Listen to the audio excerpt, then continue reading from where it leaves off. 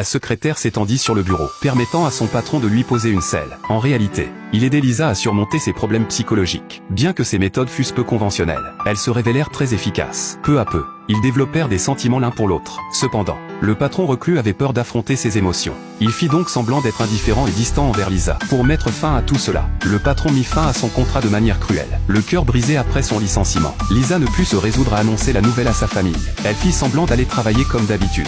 Mais en réalité, elle restait accroupie de l'autre côté de la rue, fixant le bureau de son patron. Elle réalisa vite qu'il l'avait remplacé par quelqu'un de nouveau. Mais elle ne pouvait rien y faire. Lisa décida de chercher un nouvel emploi. Mais chaque employeur potentiel qu'elle rencontra avait quelque chose d'étrange. Pour échapper à sa situation, Lisa accepta la demande en mariage de son petit ami. Cependant, lorsqu'elle enfila sa robe de mariée, elle comprit qui elle aimait vraiment. Elle se précipita au bureau de son patron pour lui déclarer ses sentiments. Pour tester sa sincérité, son patron lui demanda de poser ses mains sur le bureau et de ne pas bouger jusqu'à son retour. Puis, il informa secrètement le petit ami et la famille de Lisa de ses actions, tout en se cachant lui-même à l'extérieur de la fenêtre pour observer. Le petit ami ne comprit pas ce comportement étrange et essaya de l'emmener de force. Mais Lisa résista fermement. Sors. Voyant sa détermination, le petit ami finit par partir. Le lendemain, la famille et les amis de Lisa vinrent la convaincre de partir.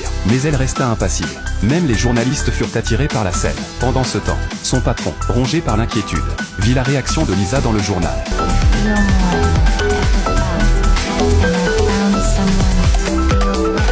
et se précipita immédiatement à l'entreprise. À ce moment-là, Lisa était extrêmement faible. Le patron lui donna du lait doucement, puis la ramena dans son appartement, où ils commencèrent une vie heureuse ensemble.